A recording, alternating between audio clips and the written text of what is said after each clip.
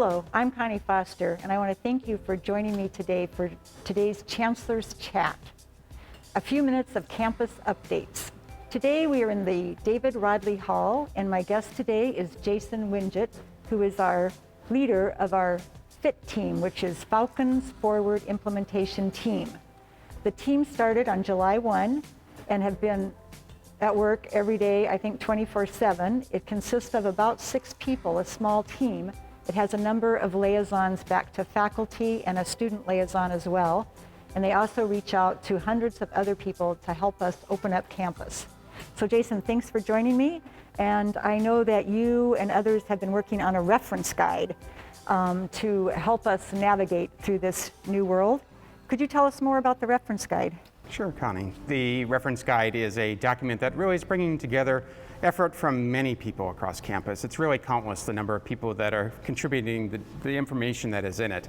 It's really a collection of the decision points and all the things that we want to have in place this fall to open more safely. For example, if you look at a number of different governmental sites, there may be different options to pick for the level of safety that you want for a particular thing, such as cleaning or physical distancing. And as we are using the CDC guidance for higher education, we've really checked most of the boxes that they recommend that we have in place. So this guide is really bringing that together as a collective understanding so that we have one point of reference for the fall. Great. What are the expectations for how people will use this document? So it's not really a document that you're going to sit down and read. It's a fairly substantial document, but it is indexed in a manner that if you have a particular reason for wanting to find a fact, for example, you want to understand the difference in distancing. There's different numbers. There's 6 feet, 4.5 feet, 13 feet, and all these different numbers that it's important for us to understand how we're applying those as an institution. So you'll be able to reference that as part of your decision making.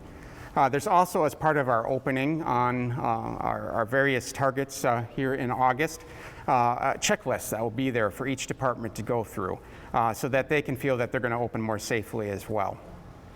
Great, thank you. What would an employee do if they found something that was missing in the document? How should they respond to that? Yeah, so if there's something that that employee feels, or students as well, really to express their concerns, they can email covid19@uwf.edu.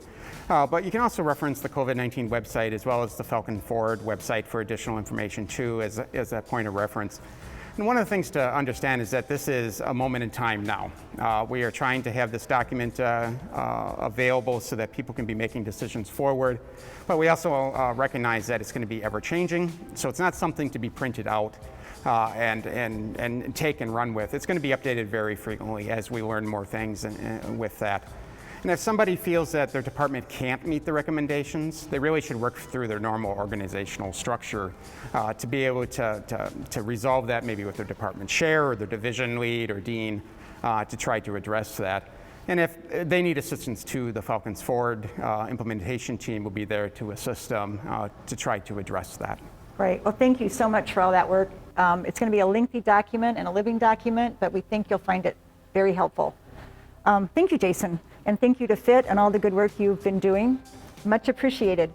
I also want to thank everyone who participated in this week's town hall. There were some great questions, and this document will answer a lot of them, especially those we didn't get to.